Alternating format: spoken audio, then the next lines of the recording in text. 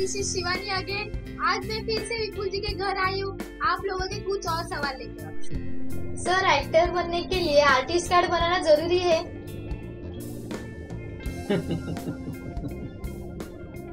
दोस्तों, बहुत ही सही सवाल पूछा है शिवानी ने।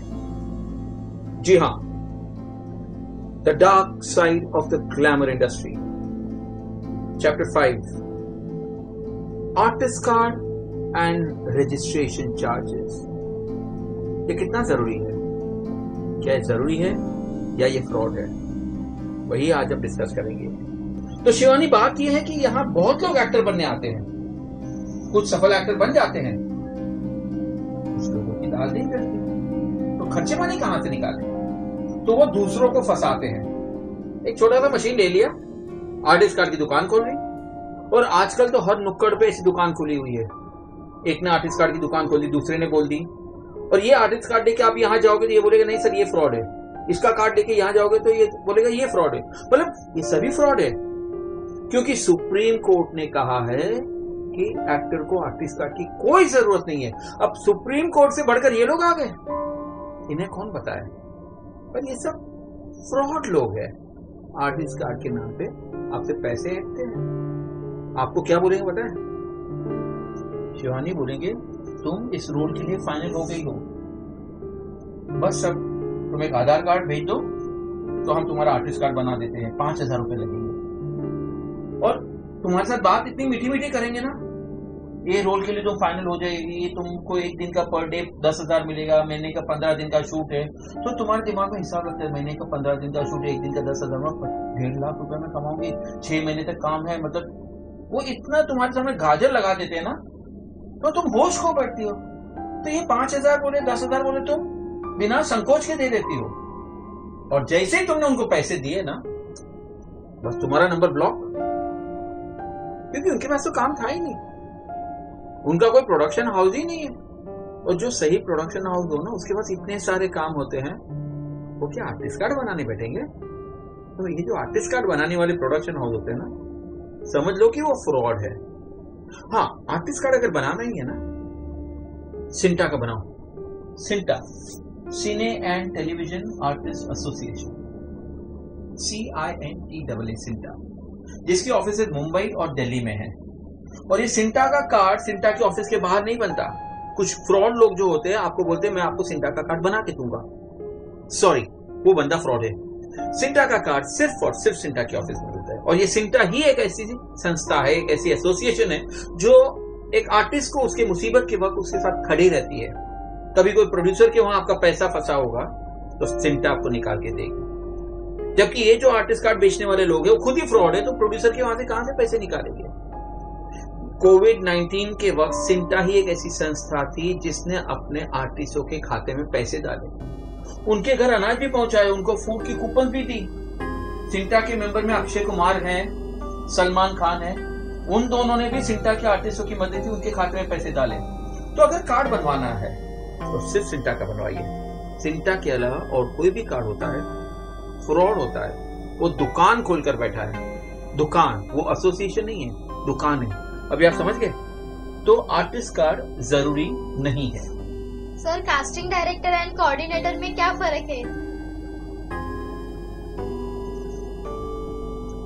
सही सवाल पूछा शिवानी ने। ये जो फर्क है ना, अक्सर आर्टिस्ट को भी पता नहीं होता कि दोनों में फर्क है।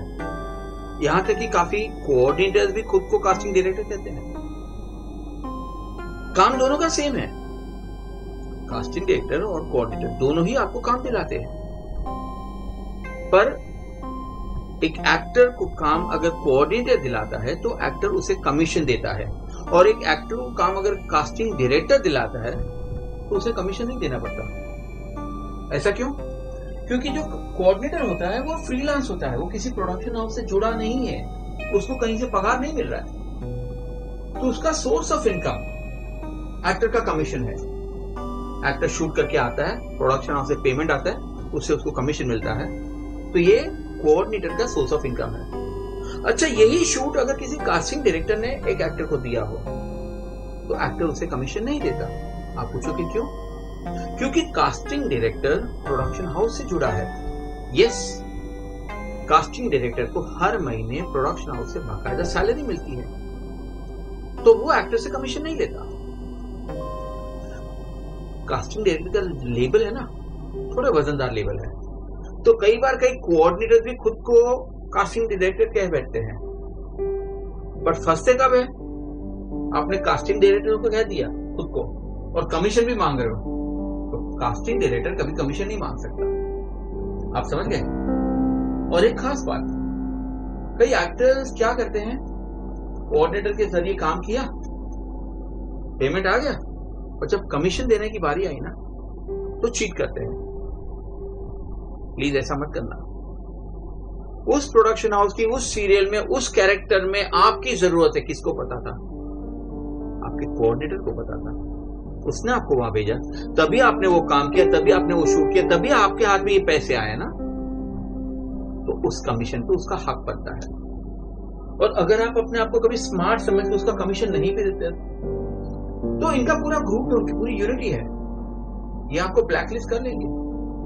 धीरे धीरे आपको इंडस्ट्री से काम मिलना बंद हो जाएगा। तो मेरी आप सबसे रिक्वेस्ट है कि कभी कोऑर्डिनेटर को चीट नहीं करना, उसके जरिए आपको काम मिलता है। समझे? सर, कई जगह पे एक्टर्स को काम दिलाने के लिए रजिस्ट्रेशन के नाम पे पैसे मांगते, क्या ये बात सही है? पैसे सबसे बड़ा रुपया। पैसे हर किसी को चाहिए, चाहिए भी, जरूरी है, पर सही ढंग से कमाओ। चोरी क्यों करते हो? फ्रॉड क्यों करते हो? भले इंसानों को, भोले इंसानों को, जो नए आने वाले स्ट्रगलर्स है, उनको उल्लू क्यों बनाते हो? यस दोस्तों, आज इंडस्ट्री में रजिस्ट्रेशन नाम का एक बहुत बड़ा और खतरनाक दिमाग फैला हुआ है। अभी जो कहा था ना, आर्टिस्ट कार्ड के नाम से हर नुक्कड़ पे दुकान खोल के रख दिए, बिल्कुल यही बात रजिस्ट्रेशन के लिए भी है। एक भयंकर बीमारी की तरह फैला हुआ है। हर बंदा जो एक्टर नहीं बन सका अभी खर्चा पानी निकालने के लिए, कुछ लोग मेहनत करके एक अच्छे कोऑर्डिनेटर्स बन जाते हैं, कास्टिंग डायरेक्टर्स बन जाते हैं, पर ये एक नई जमात आई है, रजिस्ट्रेशन के पैसे मांगती है। क्यों? अरे भाई, तुम कोऑर्डिनेटर बनो, लोगों को काम दिलाओ, तुमको कमीशन मिलेगा, खर्चा पानी चलेगा ना। पर नहीं, ये लोग रजिस्ट्रेशन के पैसे मांगते हैं। और पूछो क्यों? बोलते हैं विपुल जी देखो, आप जहां बैठे, इतनी बड़ी ऑफिस में आप बैठे हैं, एयर कंडीशन ऑफिस है, इतने सारे स्टाफ लोग हैं, इनका पगार, आप जो चाय पी रहे हैं, चाय का खर्चा, ये सब कहां से चलेगा? टर्नओवर करने के लिए पैसे तो चाहिए ना, वो रजिस्ट्रेशन से आ जाते हैं। बोला वाह, मतलब हर आदमी का आप जब रजिस्ट्रेशन लेते हो, हर आदमी को काम दिलाते हो क्या? नहीं सर विपुल जी, हर आर्टिस्ट को काम कहां दिला सकते हैं? सर काम तो उसको उसकी काबिलियत से मिलता है ना। अच्छा, काम उसको काबिलियत से मिलता है तो रजिस्ट्रेशन आप सबका क्यों लेते हो? सिर्फ काबिल लोगों का लो ना। विपुल जी, इतनी ईमानदारी से ये काम करेंगे तो फिर कमाएंगे कैसे?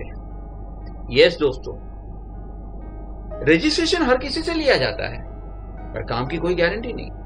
और ये रजिस्ट्रेशन के पैसे क्यों लिए जाते हैं? क्योंकि पूरे ऑफिस का एसी का खर्चा, भाड़ा, वो सब निकालना होता है। तो क्या ये सही है?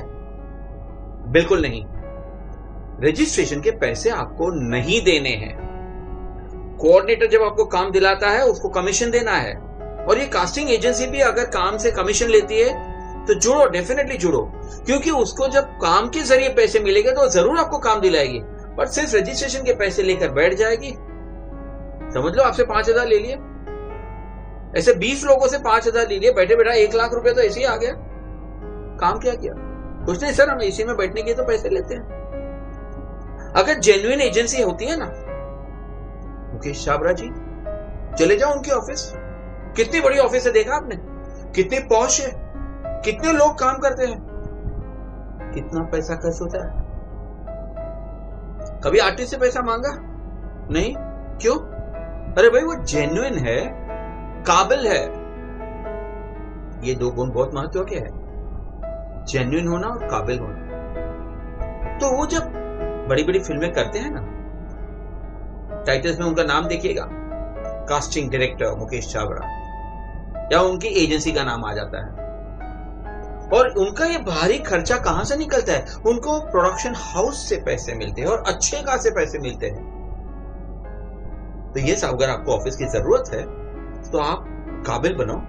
अगर आप जेन्युइन हो तो आपके हाथ में बहुत सारे प्रोजेक्ट्स आएंगे। जब तक आपके हाथ में ज्यादा प्रोजेक्ट्स नहीं आते, आप अकेले आदमी काम कर रहे हो, तो आपको ऑफिस की क्या जरूरत है? कास्टिंग करने के लिए एक लैपटॉप और एक फोन, बस इतना ही चाहिए। कोई बड़ी ऑफिस की जरूरत नहीं है। हाँ, कई लोग बोलते हैं सर ऑडिशन के लिए, अरे भाई ऑडिशन आप ऑनलाइन मंगा लो ना। आर्टिस्ट को बोलो तुम घर पे ऑडिशन करके ऑनलाइन भेज दो। आर्टिस्ट के ऑडिशन के लिए तुमको ऑफिस लेने की क्या जरूरत है? सही बोलो। मीटिंग अगर करनी है, कभी जो मीटिंग करनी जरूरी है, तो ये फूड कोर्ट क्यों बनाए गए हैं? फूड कोर्ट में मीटिंग हो सकती है। लैपटॉप लेकर जाओ, फोन लेकर जाओ, फूड कोर्ट में टेबल पे बैठ जाओ, मीटिंग की मीटिंग हो गई, खर्चा का खर्चा बच गया। बड़े भाड़े वाली जो ऑफिस आप लेते हो, लाखों के भाड़े होते हैं, 10,000, 20,000, 25,000, पता नहीं आप कहां ऑफिस लेते हो, क्या खर्चा होता है। बट ये खर्चा एक आर्टिस्ट के पास क्यों लेना है आपको? जब आप छोटे हो, बड़ा काम नहीं करते, तो बस अपने लैपटॉप से काम करो।